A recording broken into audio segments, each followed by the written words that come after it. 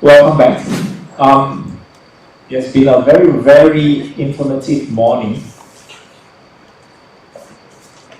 So, I think we have heard quite a lot of problems.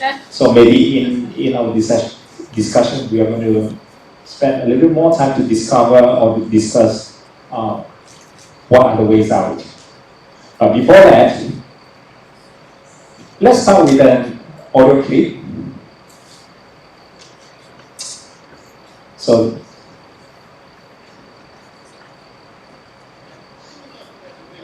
the Transparency International, and soon after that event, we had the Transparency International, the 2021 index, which came out and showed that we had fallen badly by five places. That itself raises another red flag. And again, what was the response to this incident with regards to what happened with the Transparency International Index? We haven't heard any discussion from the government in terms of how they're going to remedy this situation. In fact, the minister, one Junaidi, made a statement questioning even the veracity of the index, which I found to be shocking. And to throw into the box, the melting pot, we have the Pandora's Papers. And the Pandora's Papers again exposed a whole group of very prominent politicians. Daim Zainuddin, recently listed as probably the richest man in Malaysia. Ahmad Zahid Hamidi, the current president of UMNO, the current finance minister of this country was also mentioned. What has happened so far? And let me remind you that the Prime Minister said, we are going to be very strict about corruption. We are not going to protect anyone. Well, we are still waiting for the action from the Prime Minister. These issues raise the question, where is the political will to curb corruption? Why is there no political will to curb corruption? all right. What we have just heard is said by Dr. Gomez last year, almost exactly on the 17th of March 2022, asking the same kind of questions that we're discussing today. My original question was, one year has gone by.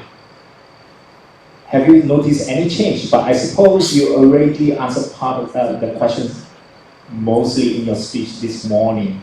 Do you have anything to add? Is the situation worsened? Is there anything that has gone in a positive way? The situation has definitely not worsened. In fact, if you listen to what I just said, Daim Zainuddin was called up after the change of government. Of course, we must also ask the question, why wasn't Zahid and Zafrul called up in regards to the Pandora's Papers? Why only Daim? I would like to go on and add the point that Hanifa Taib was also mentioned, and she too was not called up. So this raises a question that has been brought up recently in public discussions, whether there's been an element of selective prosecution. This is something you've got to think about, based on just what you heard. Why only Daim, but why not the others? So let me be very clear here. If you're calling up Daim, you should also call up the others mentioned in the Pandora's Papers. You should also call up William Yong, for example. William Yong was also mentioned in the Pandora's Papers. That's not happening. So that's why I have some concerns. I am happy that politicians who have had allegations of corruption against them are being called up to court. Muhyiddin is a good example of that happening. But I'm sure the others, as you saw, even in my presentation, who should be called up, but they haven't. So that's something we've got to debate, the question of selective prosecution.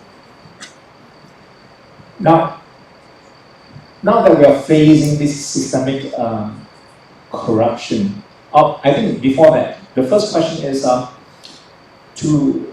the next question goes to all the other three speakers of today. To what extent the issue that you brought out just now is connected to what Dr. Gomez has presented us this morning.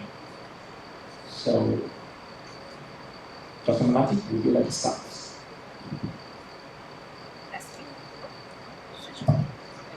Alright. Just to also apologize because I'll have to leave in 15 minutes, so I'll just sneak out. I think one thing that was very clear is that whatever is happening on the top has definitely trickled down. So it's basically the whole system, right?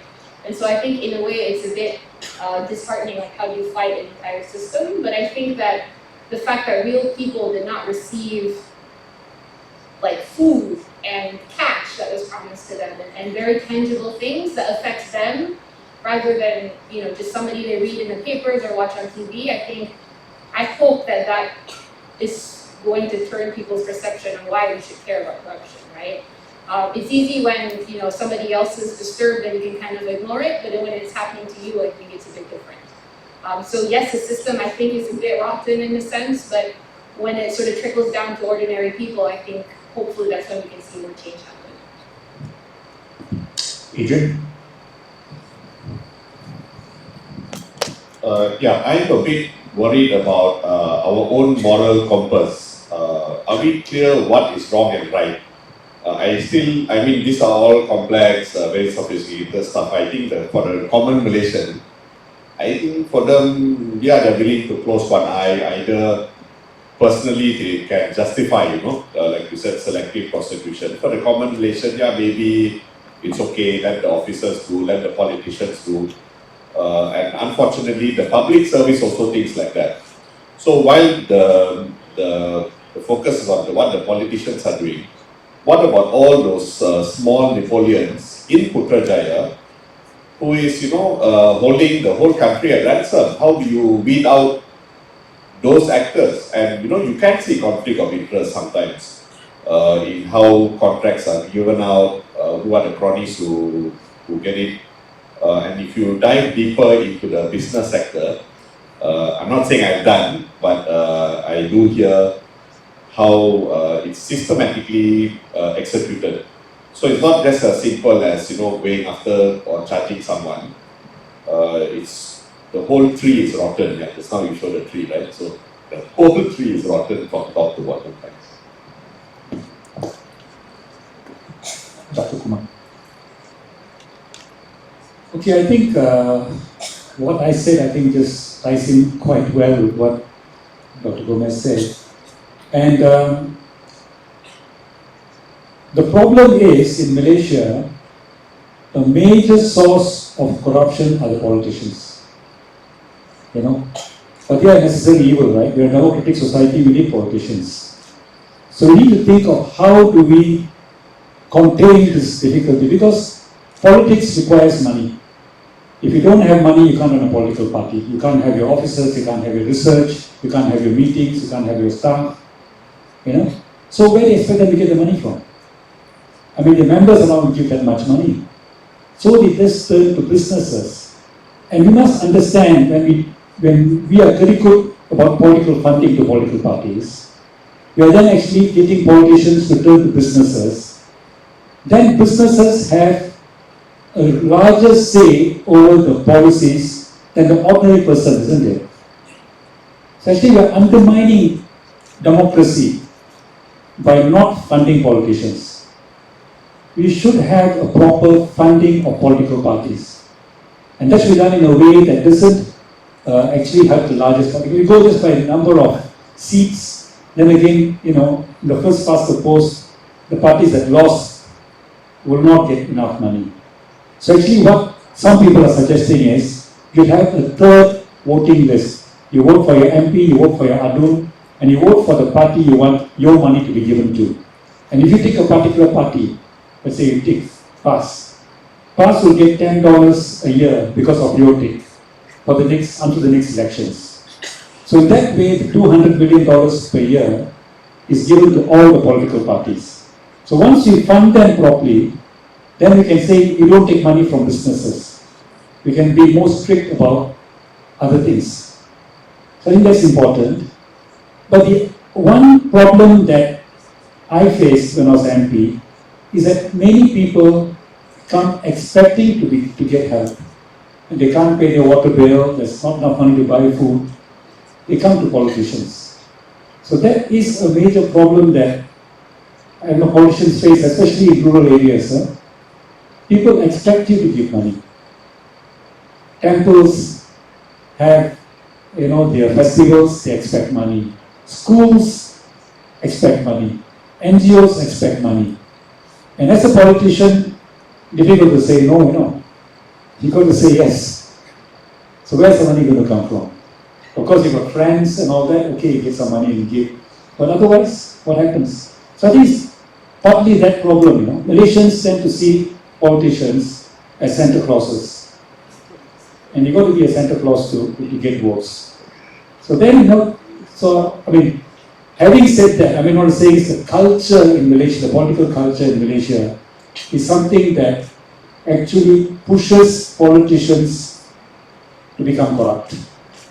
In the larger sense of supporting businesses, so businesses give kickbacks, it's corruption in the larger sense of getting political donations.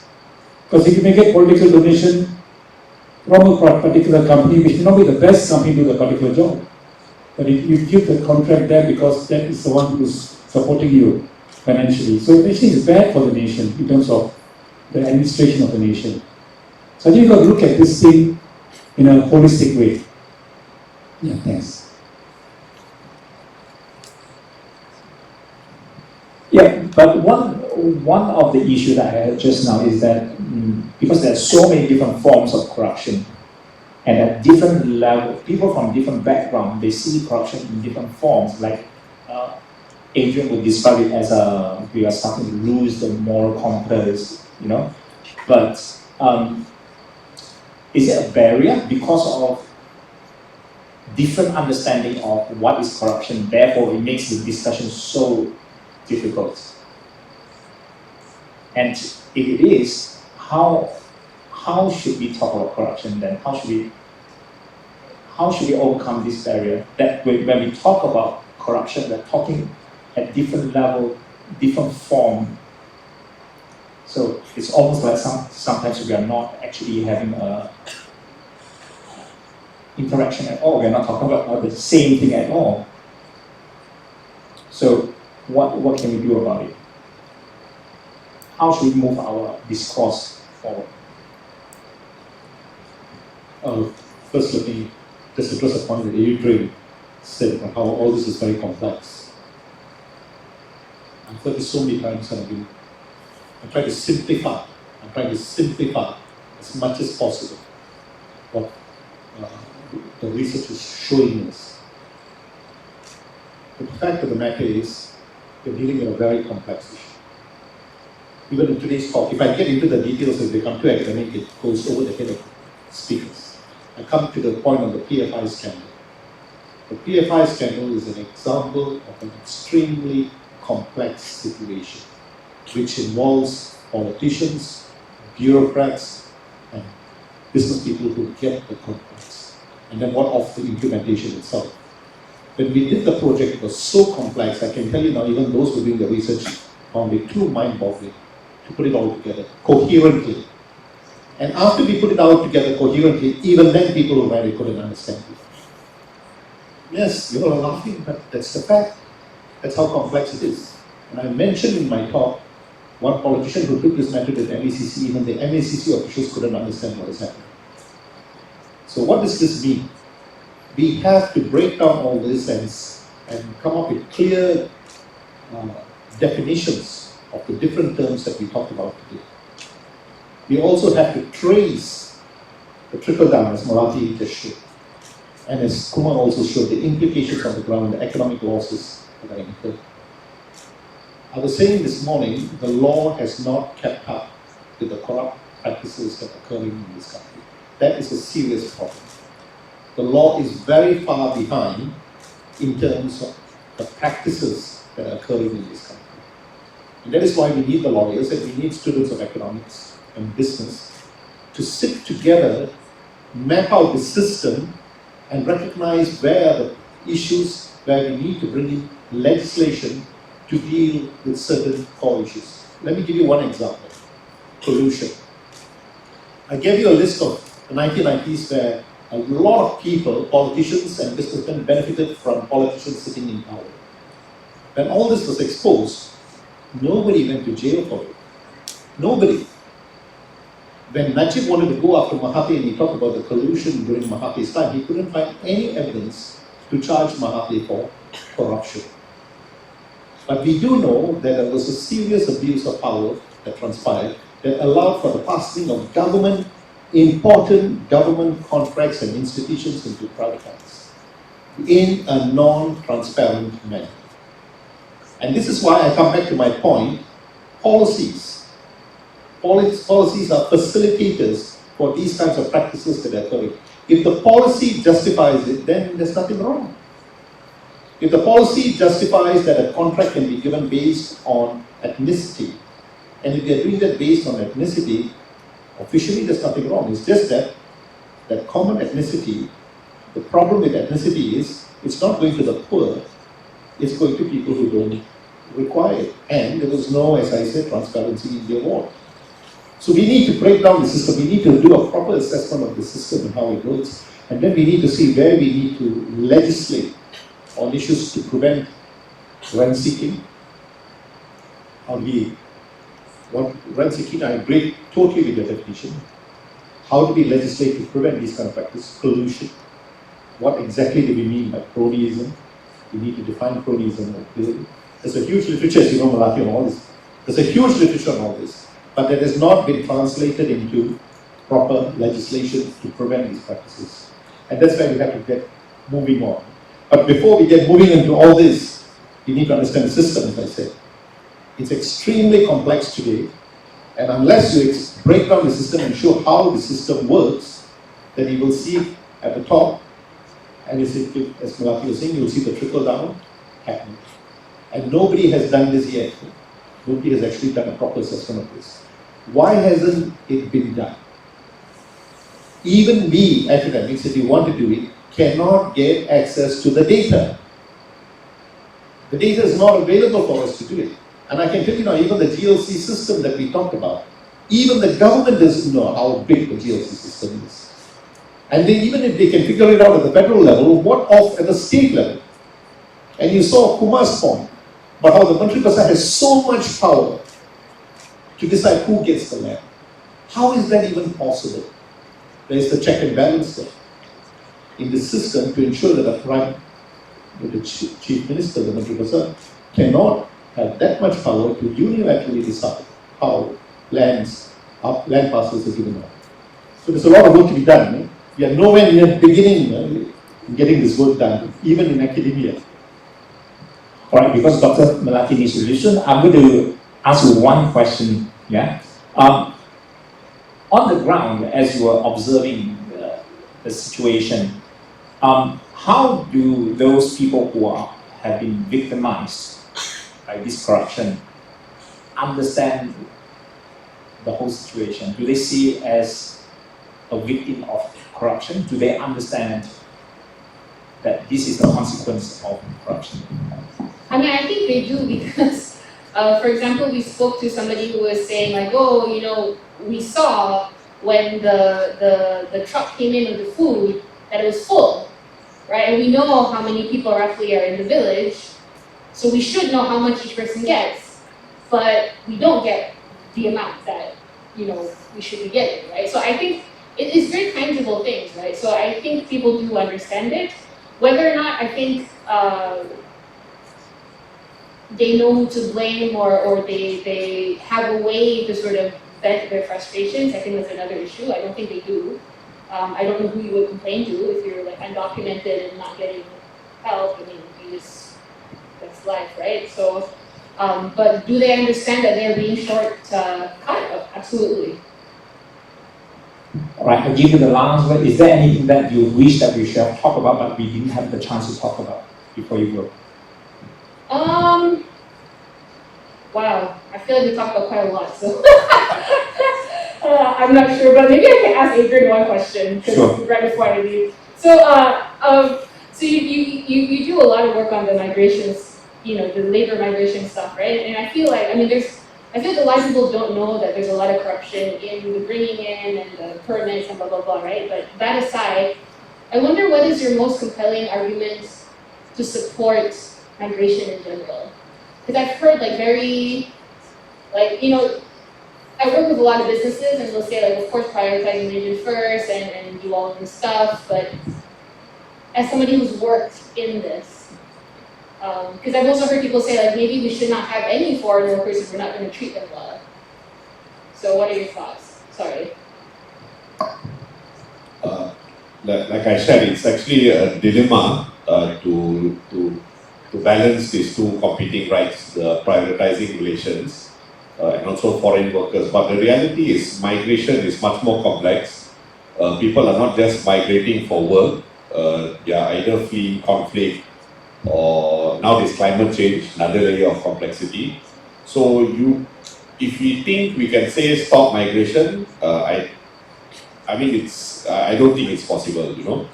What we can do is ensure standards are equal, have a level playing field, and then force either supply chains, SMEs to comply.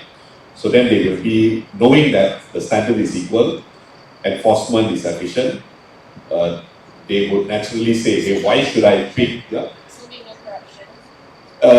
Yeah, of course, that's, but you know, everyone wants a piece of the pie. So then hoping with that level playing field, people will say, hey, why not instead of paying 20,000 for a migrant worker, I can hire a Malaysian, you know. But then also there's the question of competency, employability, that whole, whether your soft skills. And I'm telling Malaysians, the migrant workers who come are degree holders, master's holders, and PhD holders. They are working in the factory. If you don't want to finish SPM, and you know the employer says someone with a degree, who he then makes them do supervisory roles, how are you going to compete? For me, it's mind-boggling. I don't know how you're going to compete. And I think the government's response is, never mind, let Malaysians go into TVET training and gig economy. I mean, that's very limited. Farming, I know migrants who have already taken over supply chains. It's not just working in the pasar borong. You kick them out, never mind.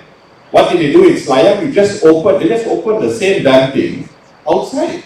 It's so shocking. And not only that, in the farm, they are working, they have managed to bypass or create their own orang tengah. I'm shocked. If these guys are pushed to the limit, they are creating new systems. So I think there's also economics which you should help us understand. But from the government side, what they have done, they have put so many bureaucratic, the term Aziz likes to use, unnecessarily bureaucratic undesired bureaucratic procedures that force migrants to get involved in corruption, it forces employers to pay corruption. So that is the unfortunate reality. It's a system that forces everyone to pay that in order to make sure work jalan lah. Yeah. Sorry, Yifei, up here. I want to ask a question of Dr. Melati because she's back. Oh, okay. Can. Sorry, can I? Go ahead. Alan from PI Malaysia. My question specifically is related from an economic point of view. A lot of the examples that were shared just now come from the picture whereby people are in need.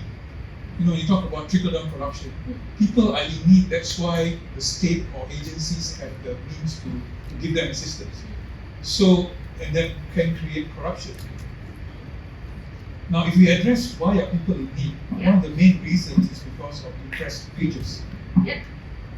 So, from an economic point of view, wouldn't that also be an initiative, which is a very strong initiative, which should be done, so that we address why corruption, or we try to reduce the incidence of corruption occurring, so the number of people who require assistance is actually reduced. Yeah. So the whole issue of the disparity in wages and why we're not addressing that seems to be a discussion that is not happening at all.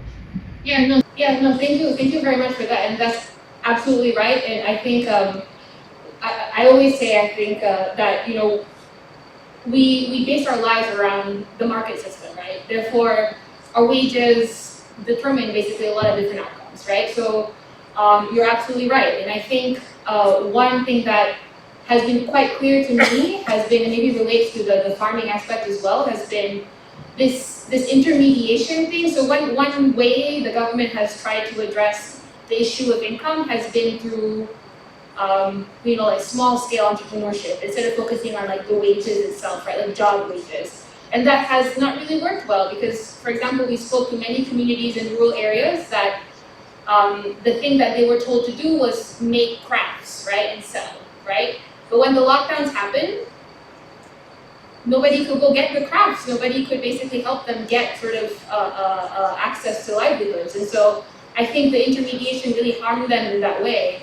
And so the point is, I think that they should be able to sort of be empowered to have good jobs that pay well, to not have to rely on government for assistance and stuff like that. I think we're quite far away from that, as you know, the resistance toward even raising minimum wage. I mean, I think Adrian said, like, we're not even at the point where we talk about like graduate wages, right? And in fact, I was at the EPU recently and they told me that TVET grads only make 2K after they get out. And so if you think about like a young man trying to start a family in KL, that's impossible, right? So I think also like education has to sort of catch up with this.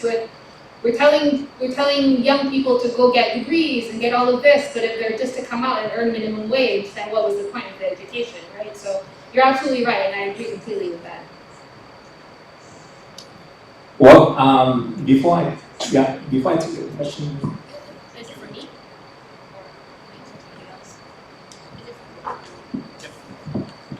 Melati, it's unfortunate you're going off so early because honestly, your presentation was very good. I want to come back to the point on principal agent. I want to break down that theoretical discussion to a more empirical focus. I will speak from the point of view, I presented from the point of view of the principals who are primarily responsible for generating the rents and then distributing them. And that's why the first question was supposed to be, do I see things moving forward? Yes. Some of the principles have now been called out. We talked about Dan Zanuddin, we talking about Mohidin. But we do need to go down to the level of the conduct of corruption. And your point on the bureaucracy, I feel needs to be further enhanced or discussed, because they are the facilitators for the ideas or the intent of the politicians in power. And we haven't gone there enough. TFI, for example, the directors are all bureaucrats sitting in this SPV to enable these politicians to channel the rents down to the cronies that they have at the bottom. So looking at it more from an economic, from your perspective, we haven't gotten down to the level of the role of bureaucracy. And where the bureaucracy fits in this complex framework that we are talking about, and how do we address that problem? Because I think that's the issue we also need to. We can go after the big fish, as we are doing now, thank you. But what about the bureaucratic system which is not reformed in any way, which will continue to allow these practices to continue? Thank you.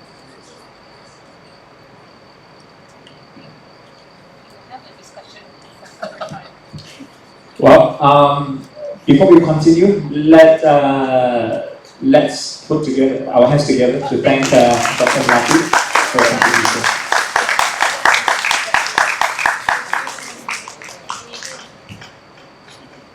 Yes, so Dr. Kumar. Okay, I think true is a very complex thing. You know, corruption has got many faces, many facets to it. But I think it's important as a social movement that we're going to have Agora and Paswa Busters. We're going to have a series, right? I think at the end of this, we must come out with 5 or 6 very specific things that we want to work on. Not like we're going to do something that solve the whole complex thing in one go, but what are the 5 or 6 most important interventions that we want the government to accept? You know, for example, I would say for land issues, there should be a law that was either change the National Land Code or change the land regulations of each state that there be a monitoring check and balance committee that looks at how the Menteri Besar is giving out land. And this committee must be empowered enough to veto. If land that belongs to Orang Asli or poor village or to farmers is given to a developer, that they have the power to veto, and the Menteri Besar has got to go to the State Assembly to undo the veto, to explain. The whole thing is transparent. It's possible to make a law like that, you know. And this committee must be should have one or two people from the farming community there. The Persatuan Pertanian something. So let's think of how we can do that. So that's one specific. Another specific thing we can think about is if a public official, whether a bureaucrat or a politician, has wealth beyond his means, then he's guilty of corruption. He's got to prove where the wealth came from. Can you get that law in? So I think we've got to come out with 4 or 5 specific changes that we want to see at the end of this discussion, identify, and make it a campaign. Otherwise, we're going to get confused. We're going to talk about everything and try to do something comprehensive. You know, Rome was not built in a day, right? So let's choose a few important things that we want to campaign and challenge the government and say, this is what you must do. Bring about these changes. Then be effective. Otherwise, we're going to get confused looking at the whole picture, which is so complex, then where do you start? So I would suggest that we work towards this. We get a few things that we really focus on. Thank you for this comment, because actually the reason why I was asking that question was I was trying to figure out. On one hand, you have PSM and NGOs that help mobilizing those people who are oppressed or who are the victim, mobilizing them, organizing them. On the other hand, we have other NGOs or civil society that can intellectually analyze the issue and formulating solution, think about reform change. But the question is there a problem of these two group of people, their efforts not concerted? And how can we make it happen if this collaboration can actually provide a way out or better outcome? What's your thought on this?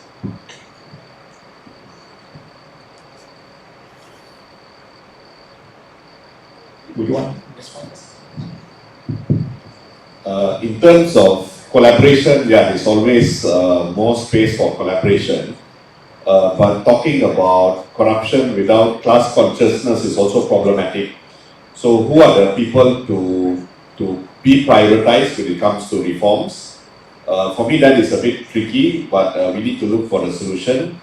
I think Melati already raised the point that in aid distribution, it can be problematic. So, I mean, we also see that, there are spaces where corruption happens in the civil society also. So that's why I went back to my point earlier, in terms of moral compass, where are we really clear what can be done or cannot be done? One of my gurus, Dr. KJ John, he said, even if you want to take the paperclip from your office, that's wrong. Paperclip, But for everyone else, corruption is one thing, but your ideological positioning on how the business world and the politician will interact, this needs more clarity, I feel. And that's where more dialogue between the center-left, center-right needs to take place. And of course, the green movement.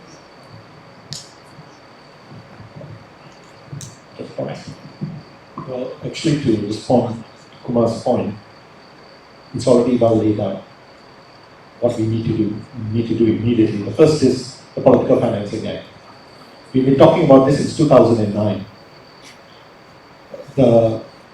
Just before the last election, I am happy to say this, the NGOs came together with key people who are well informed on the topic.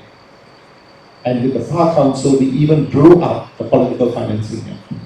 We drew up the Political Financing Act and we gave it to the government. But we didn't see that. Although there was talk about having a political financing act, we didn't see them coming out with it. Today, Azalina is telling us they are looking at it, but it's on hold because she's got more important work to do, including looking at the Bankruptcy Act, so she says. I'm sorry, it's a no-go. As we know, it's the Political Financing Act is the crux of the matter. To de-link this nexus between politics and business to prevent the massive flow of money going into the system, into the political system. That can be easily done, can be done tomorrow. The second one is reform of key institutions, MACC and AG. We've been talking about this for a long time. The MACC has not been reformed, and even after the questions were raised about the MACC chief, the chief commissioner's credibility was brought into question, again, no reforms were done. So how are we to take the MACC seriously? And I'm disappointed with the current government because they didn't act on that. That was the first thing they should have acted on, a reform of that. The third one, prosecution, AG. The AG and the public prosecutor's office should be separated. We've been talking about this also for a long time. Just these three issues, the proper legislation on political financing and institutional reforms in these two areas will be the first step. These are low-hanging fruits, which can be done immediately. Now I'm glad that Agora is doing this today because Agora is starting a discussion which is bringing together people in areas which can, as I said even in my talk, be the forum or the mechanism where we continuously put pressure on the government to act on these things tomorrow. They can do it tomorrow, but they don't have the political will to do it. And I explained why. And we have to do it quickly also because we know that the state elections are coming up. 6 state elections are coming up. It's going to be a big struggle for contest to get control of the state governments. The system helps politicians to win elections, as we just heard. From what Kumar was saying, on the ground, we need to give them money. Where is this money going to come from? The questions have been raised about how Bersatu, for example, raised so much money in a short period of time for the last general election. These are things we want to curb to create a level playing field during elections. So why aren't they introducing these reforms immediately? It comes back to the political situation. So I agree with Kumar. I'm just listing 3. And as I said, even in my closing statement, these are not things that we thought of very recently. These are things we've been talking about since 2009. How long more must we wait? So please, I hope this forum will serve as a mechanism to bring together the different institutions. SINA is doing a very good job. Raswa Maskas is doing a good job. IDS is doing a good job. CIFO is doing a good job. Agora is doing a good job. All of them have been speaking. Bar Council has done a very good job on this. They're all together.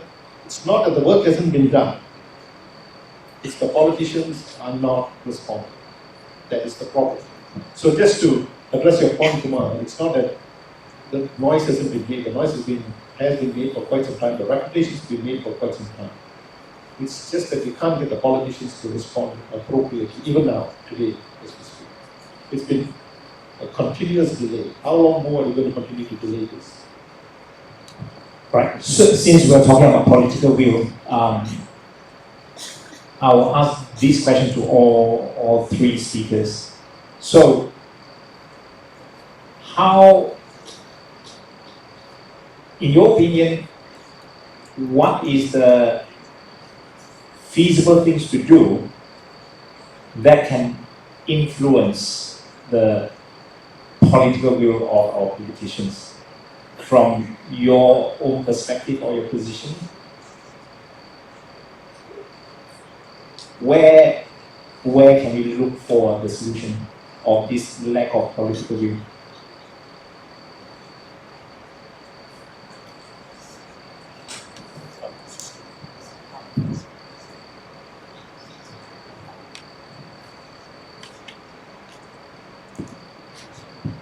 I think politicians will respond to public opinion. So that's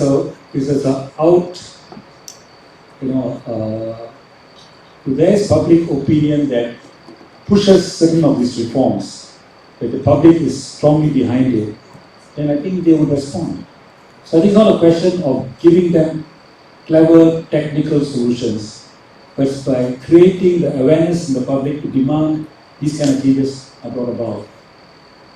And actually, if you look at the rural population, I think we can take a lot of encouragement in the fact that you can see that in the last general elections, the swing away from UMNO was because of corruption.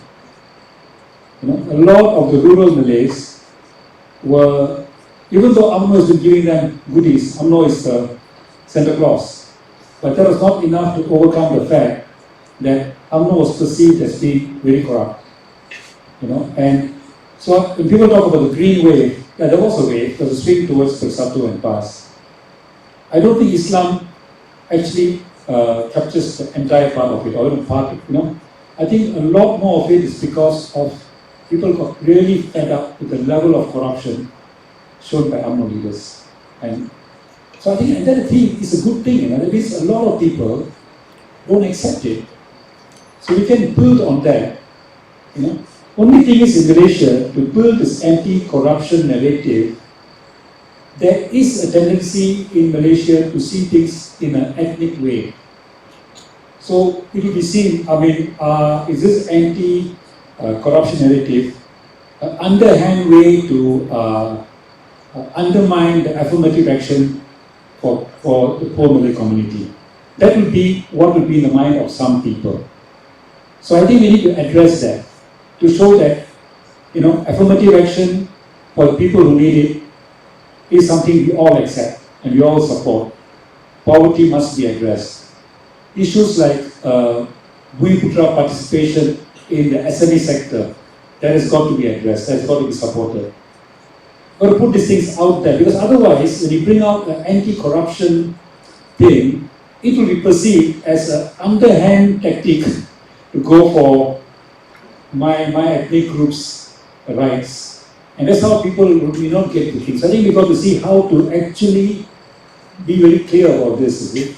So not only about corruption, it's got to come within that whole framework. Otherwise, I think it's be a non-starter. We only have largely the non-Malay community supporting the anti-corruption drive, and then the Malay community feeling that this is actually a trick to kind of, you know. So, you know what I mean? So I think we got to actually see how to market this and to honestly take about the fact that economically, on the whole, the Bumi-Putra community is still behind. As recently in Parliament, there was a question on EPF savings by community. I'm not sure if you've seen that or not, Parliament. And the answer is quite revealing, that the median saving of Malay workers is much less than the median savings of Indian and Chinese workers. So that's the reality, you know. So I think that reality has got to be taken care of as well, you know. Otherwise, you just talk about corruption and don't look at those kinds of things, then you're going to have a problem. In this country, you've got to get all the major races to come together on this anti-corruption drive. And to do that, you've got to recognize the legitimate anxieties and fears of Bumi-Putra communities. If you don't do that, you're not going to get that consensus to work on the issues. I'm going to pass quickly the question to Adrian, and then we are going to take questions from the floor. Okay? Just bear with me. Adrian, anything that you can share about influencing political view? Yeah, when it comes to labor, of course, the workers' movement is important. Unfortunately, our trade unions percentage is very low. So that needs a lot of work done. And hopefully that workers' voice is a bit more consolidated. There are more critical ideas and of course power. Any of you can remember when was the last strike, national strike or national lockdown by workers? You know, if you go to France, they don't care whether you have a meeting with the Prime Minister or the Prime Minister's meeting, everything is, you know, stopped. So that is workers' power, but here it's very weak. And because migration is an international cross-border issue, that means workers from Malaysia and workers in country of destination, the workers' movement has to decide how do you put political pressure on both sides to stop corruption, because a big chunk of the corruption happens in the country of origin. And by the time the worker comes here, money has already been paid to all these actors. Human resource managers get paid, agents get paid, public servants get paid. So you need an international solidarity to push the political message very clearly. It's not, I wish it would have been as simple as simple reform, but it's complicated. Yeah. Thank you. Now I will take questions from the floor. Those who would like to pose questions, I can see at least 4 or 5 already. Can you please, if you don't mind, queue up behind the mic so that you can take turns? Can the gentleman at the back? Sustainable Development for Malaysia. Okay. Saya gunakan bahasa Malaysia. Saya setuju dengan Dr. Kumar, pandangan Dr. Kumar bahawa naratif tentang rasuah ini masih macam tidak difahami oleh majoriti penduduk. Saya ambil contoh, asnaf dibayar bantuan, tetapi jabatan itu wajibkan asnaf itu ambil bekalan dia daripada koperasi kaki tangan jabatan itu. Dan barang di koperasi itu bukan kompetitif seperti di kedai lain. Dan koperasi bukan di dalam mana benda itu dia kena ambil satu grab nak pergi ke kedai itu. So ini adalah satu amalan. Kita bincang tentang kaki tangan kerajaan. Mereka sendiri tak sedar apa yang mereka buat itu adalah satu kezaliman. Sama juga kita ada peluang kontrak ataupun konsesi dalam hutan diberikan kepada koperasi dan jabatan itu sendiri. Terang-terang konflik of interest. Kalau kita cerita tentang rasuah, ini memang tak nampak kaitan dia. Tetapi amalan ini membiasakan budaya rasuah dan penyalahgunaan kuasa. Dan pada pandangan saya, kita juga harus sasarkan bagaimana nak berteras benda ni. Bukan benda ni boleh diajar di sekolah. Sekolah ajar benda yang betul, tetapi it takes a village to raise a child. Bila amalan ini menjadi kebiasaan di masyarakat, yang budak belajar betul pun akan ikut apa yang dibuat di khalayak. So naratif tu perlu dibetulkan. Dalam ini media harus memainkan peranan. Isu KWSP pun media menjadikan satu modal untuk meraih ataupun berjual berita dia. Seharusnya perkara-perkara ini ditonjolkan apa yang betul. Seperti doktor menyatakan, median simpanan KWSP masyarakat Melayu hanya 577 saja compare dengan masyarakat lain. Tetapi perkara ini tidak diberi kesedaran. Secara keseluruhan polisi kurang dimainkan oleh media, maka masyarakat Melayu tidak menjadi perlu pihak yang merugi daripada segala kelemahan dasar awam. So, thank you for your comment. Can we give the mic to the gentleman first, then I'll go to you. Hello. Yeah. Good afternoon. I'm Abdul Aziz Ismail, former member of Selangor Anti-Human Trafficking Council and labor activist. Now, with regard to this labor migration, you see, the country try to draw all the local investors. They give tangible, intangible grant, tax exemption up to 25 years, right? To provide employment to the locals with a living wage. It's supposed to be that, right? But then they make migrant workers as slaves, forced labor. How do we address this right now? So what Dr. Jeyakumar suggested, I think we are losing in terms of economic values in the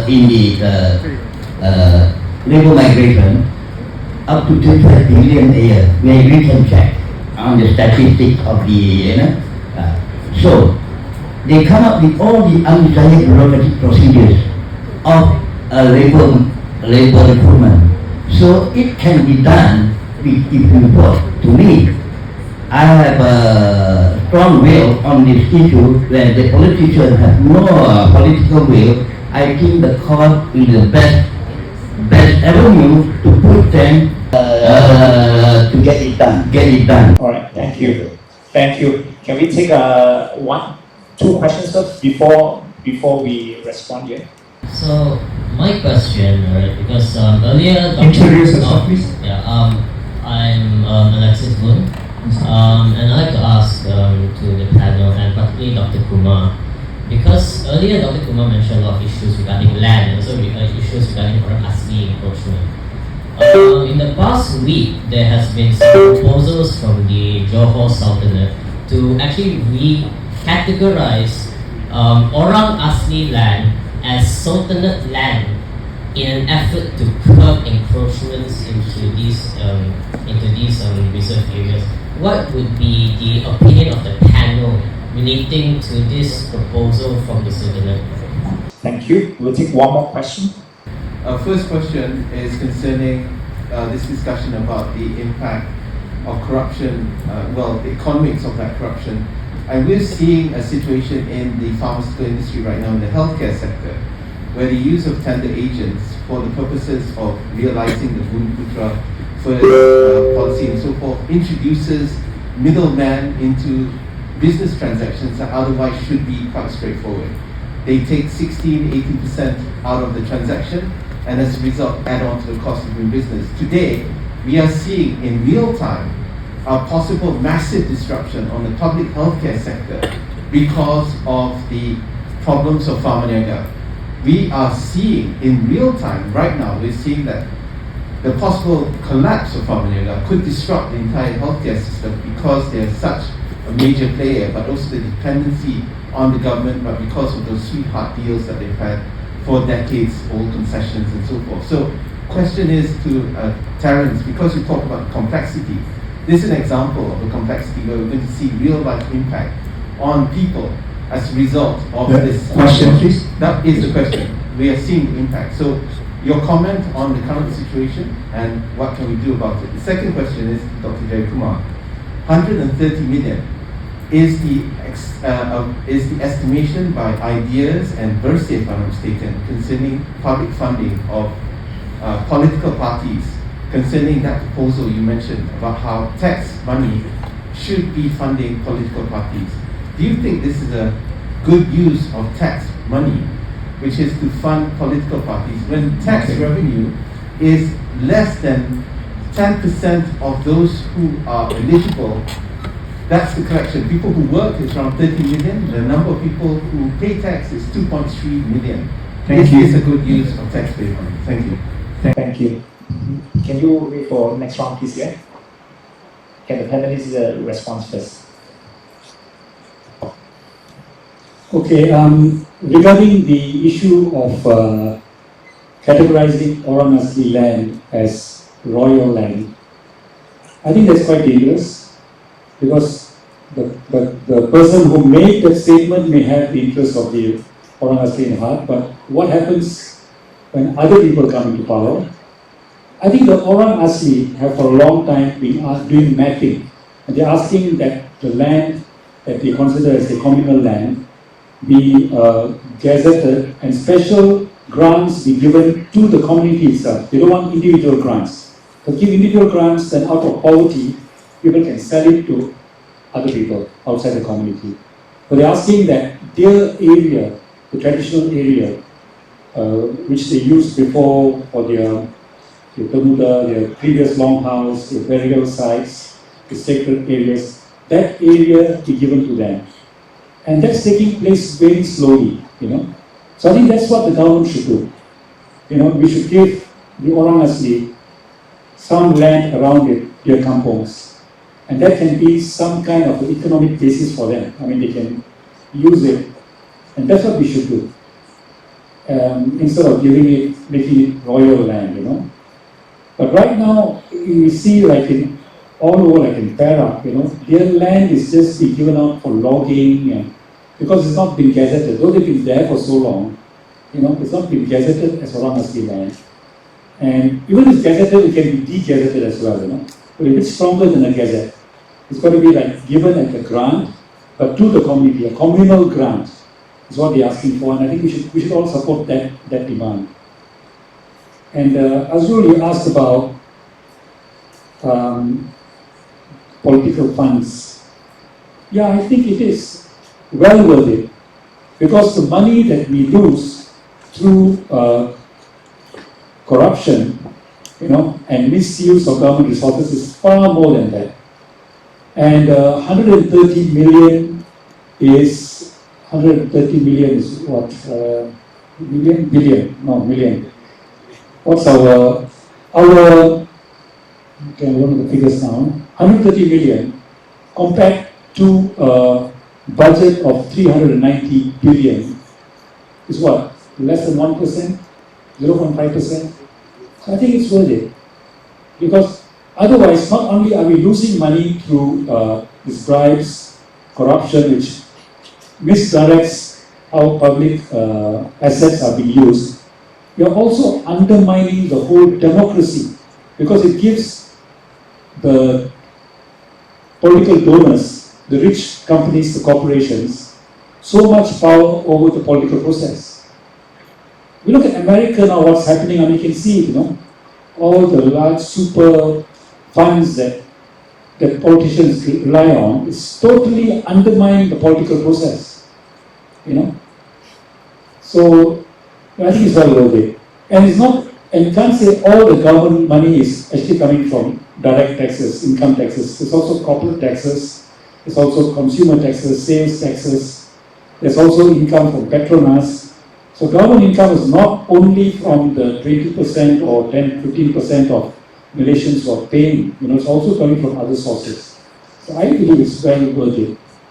And one last thing that you mentioned was about whether the use of middle agents, 18%.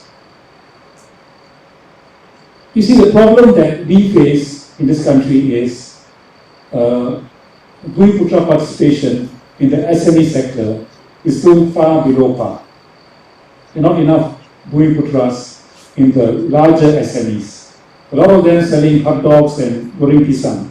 But SMEs employing 5 workers and more, I think there are very few Bumi Putras who run those kind of things. And I think we should consider how we can improve their participation. And if using this kind of middleman kind of thing, it can be a mechanism, but it can't be perpetual. It's got to be for a limited period of time, and after that, they've got to wean off from it. So I think it's got to be considered as one of the possible mechanisms, but not in perpetuity. And now what happens is, in many cases, these kinds of middleman agreements is rented out. It doesn't go to developing the capacity of the person it's given to, but it's used as just getting rent. That should be stopped. But I think I would put to you that getting Bumi Putra participation at the SME sector should be taken as one of our national priorities. And I think that's important. Thank you, Dr. Kumar. Azrul, I'll be brief because we are running out of time. But the question that you posed draws attention to the larger issues of public policies. For example, corporatization of institutions, making a health-based institution function like a private enterprise. There you are. This is what we get. Should we be corporatizing or partially privatizing health-based institutions? We cannot. You see now the consequence of that. Second, the problem here is about the public delivery system too. On one hand, we don't like the partial privatization of companies, which then brings in the middlemen, and then this shoots up the cost, unnecessary costs, added on costs to drugs which are needed by poor people. We can do away with that. But that comes back to the issue of the public delivery system. Do we have a well-functioning public delivery system? No, we don't. That too needs to be properly revamped. In fact, if you look at Abdullah's 9th Malaysia plan, he talks about the public delivery system. He said, all the good things we're doing, if we do not have a well-functioning public delivery system, we cannot get the policies or the services to the ground effectively. And that is a fact. What we have are too many ministries, duplication of work, bloated bureaucracy, and that contributes to our problems. That's why to address this one problem that you just raised, first draws attention to how public policies should be revisited, and two, if we want to make sure it gets down to the ground well, we also have to reform the public delivery system to get this done. Just to mention, Pamanaga has asked for bailout of 700 million. Should we give it to them? Should we bail out a company? No. I would look at other ways of doing this. I would go for proper renationalization of the whole drug industry, drug manufacturing, drug delivery system. Because this is proven to be an utter failure. And drugs are expensive. Medicine is expensive. And that should not be the case. Health is it's a fundamental human right. So how can you have this kind of system in place? So there, as I said, important lessons here. This is the time to review all these public policies and get the public delivery system back in shape. All right, thank you, Dr. Gomez. Due to time constraint, I'll take one more question from the floor. Okay. Okay.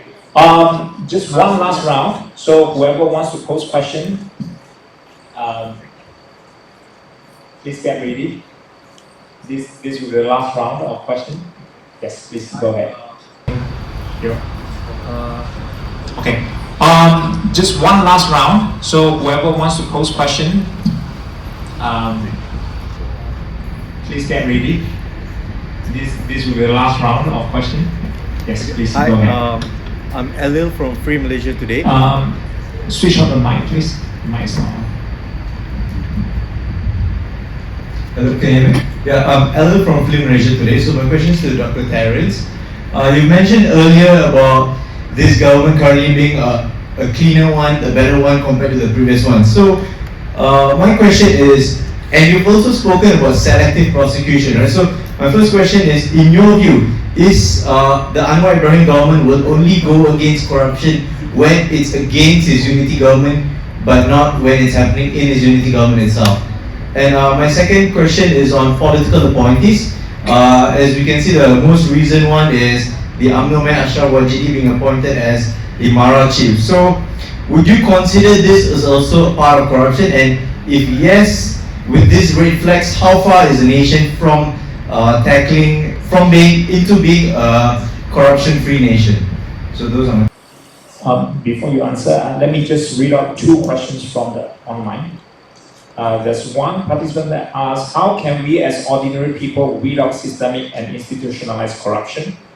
We vote in different actors, but the same script.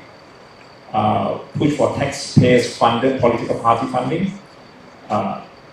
And is it not practical to boycott GLC, MBI, CMI, and MOF? That's one question. Another question I try to summarize. We all understand that corruption will result in investment flow out, lower tax, so on and so forth. But would this not such as housing project, energy supply project, etc., also in turn contribute back to the economic growth? These are the two questions from the. We understood that the corruption will result in investment outflow, but when politicians and conglomerates think that corruption is a way to make things effective, to make things happen, would this not in turn also contribute to economic growth because things are moving forward? Excuse me, can I ask? Yes. Yeah. Actually, I first one for PSM Dr. Jeyakumar. If inshallah one day you are in Putrajaya or even becoming PM, okay, how will your party refrain yourself from becoming or even building a corrupted system? Is there any mechanism or SOP or any act or law in your party about to stem this corruption from within, and what will you do if you are a PM to crush this corrupted system? Okay, the next one is for Prof. Gomez, and what is or are the contributions of Anwar and Zahid on building such a corrupted system? Because you mentioned just now the Anwar, Zahid, Fadila, all of them are part of the corrupted system. So can you explain more detail about this? And the third one is Can we limit it to two? Because okay. Is that okay? Yes. Yeah. Please speak up louder, please. Okay. My name is Pushpan. My question is a bit more on the economic part of it, not so much on the corruption, because we have discussed all the corruption and I can't comment much as well. But a very quick question in terms of the delivery mechanism for the COVID measures. We know that a lot of them didn't receive the cash or the hand baskets, So could we also look at maybe like those war times, we have those rationing coupons? Would that, from an economic perspective, work in terms of next crisis or future crisis? Yeah. Thank you. Okay, there was one question on whether corruption actually helps housing projects. I think you can have housing projects without corruption as well. I mean, not that you need to have corruption. Okay, there was one question on whether corruption actually helps housing projects. I think you can have housing projects without corruption as well. I mean, not that you need to have corruption to have housing projects, especially of where you place it. I mean, if you have a proper system that takes into view the need of the country in terms of food as well, maybe we can decide that some of the estates that have oil palm cultivation should be converted into housing. I mean, things can be done. I mean, you can't say that only if you have corruption you're going to have housing, only have corruption you're going to have energy sources. I think you can have those things without corruption and probably better. Here, my argument is not against housing projects. My argument is when you destroy farmland that's producing food for the community to build houses. That's my question, my problem. There's a question about when PSM rules the government. I mean, that's going to be very far ahead.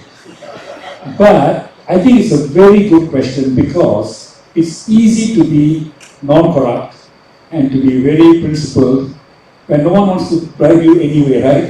Who wants to bribe PSM? I mean, what can you give them? You can't give them a contract, you have got no control over the land. So, it's very easy. The question is when you become into power, that's when you're going to face problems. And I think that's a very difficult issue to. You see, in our party, we have already got this thing that whoever takes any position, as an MP, every year I've got to do asset declaration. So things like that.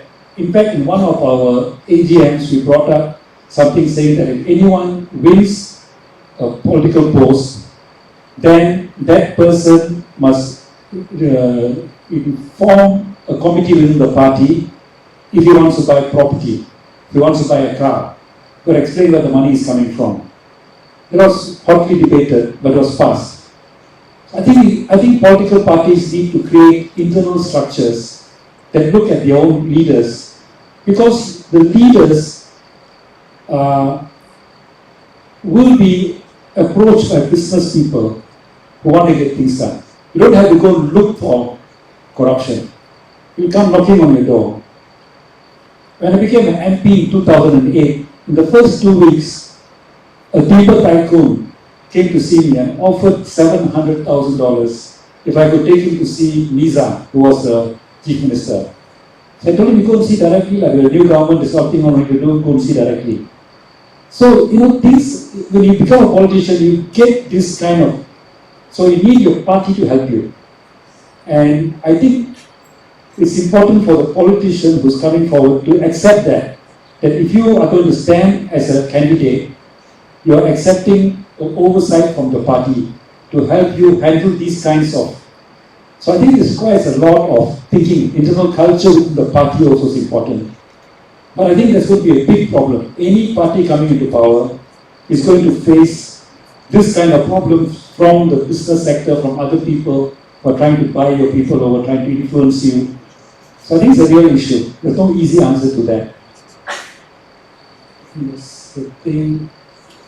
Okay, about Pushpan, you talked about people who didn't receive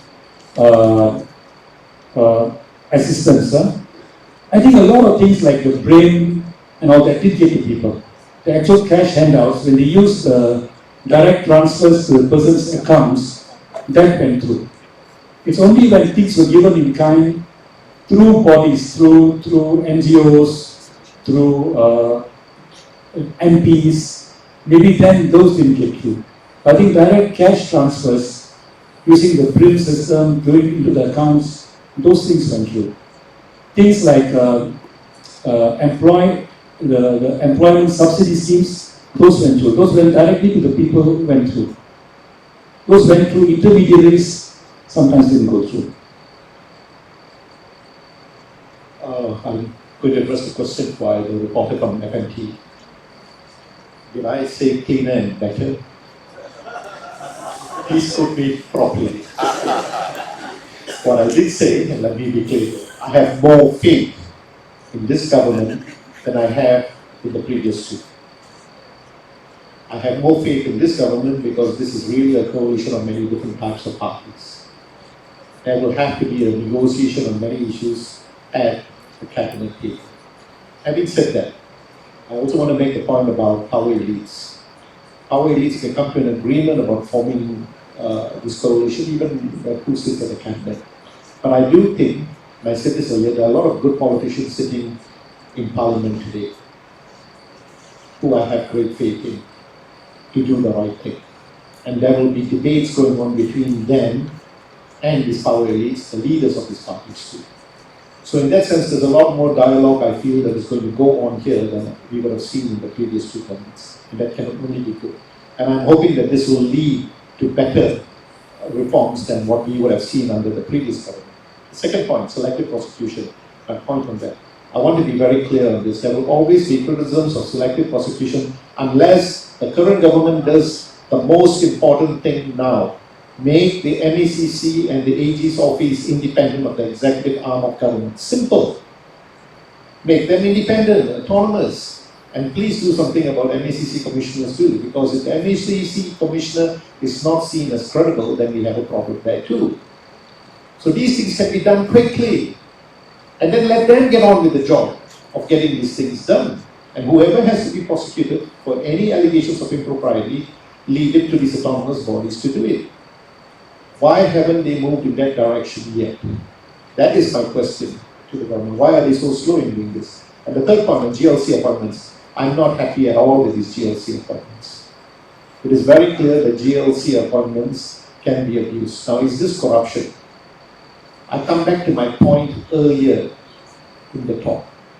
The definition of corruption and whether we have drawn up legislation on it. If there's no legislation on it, we can do it and get away with it. Now, is there any problem with appointing a politician to a GLC? No. Is there any legislation on this? No. We've debated this issue, and we can say from in terms of accountability, transparency, and ensuring there's an arm's length relationship between political parties and the GLCs and what the GLCs do in society and the economy? No, it's lost. But even here, we've got to be a bit more careful. For certain GLCs, we may have to, or GLICs, we may have to consider politicians there. For example, the sovereign wealth funds. Now, this comes back to my my point earlier, we need to do a proper assessment of the entire GLC system, including appointments to these boards, and make proper recommendations. Why haven't we moved in that direction too? So meanwhile, we are seeing this process happening. For example, the appointment of an UMNO politician to Mara. I'm afraid that is wrong. You cannot take an UMNO politician and put them in one of the most important GLCs in this country. And this GLC has got important roots right down into the grassroots. Mara. And with an impending state election, this raises a red flag as to whether this was done in good faith or if this was done because of political reasons for this appointment. So let me end here because we're really running out of time.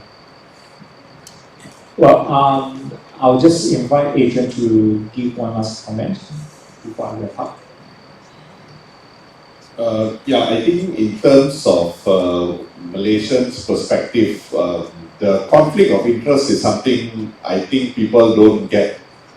How conflict of interest needs due diligence to be checked and how serious it can be. So I'll give you one example why, say for example, when Anwar brought back labour migration management into KDN. You see, KDN issues the permits, KDN does the enforcement, KDN does the arrest and detention. So you have clearly conflict of interest in all these aspects. So how can a government not see that? And you know, this of course leads to the overall mismanagement of labour migration, leading to Malaysian workers having very bad standards. So I think that was something, and I also want to take the opportunity to advise the media, please stop portraying migrants in such a horrible situation. I know some of you want to talk about corruption, but you cannot be xenophobic. I mean, where's your moral compass? Broken in two. Here, all the xenophobic media, and then here you're talking about corruption. Hey, we know, we're not stupid. Tell your editors we are watching. You know, we will call you out the next time. I won't mention name this time, but the next forum I will call you out. Don't do that. You dehumanize them, and then the government thinks, yeah, it's okay, let's brutalize them, let's extort money. They are human ATMs for us, so please, it does have an impact. And if you look at TikTok, there was one nut job going around and harassing all the refugees. And that was then copycat by so many other social media influencers. But you guys kick-started the nonsense by reporting it. So please, be fair and just to the refugees and migrants. Thanks. All right. I think we come to the end of our discussion. Let me just conclude by saying that it has been a very lengthy but very, very informative lecture and discussion this morning that we have gone through. Seems like we are facing a systemic corruption, the problem of systemic corruption, which is very dire. And it's not also that we don't have an idea as a society how to move on. We have some quite clear campaign lining up, but it's more like our politicians are lacking some will to push this through. So what can we as individual citizens do? I would say that let us be better informed, be better aware, and be more willing to support and take part in campaign and effort that fight against corruption. With this, I will end today's session.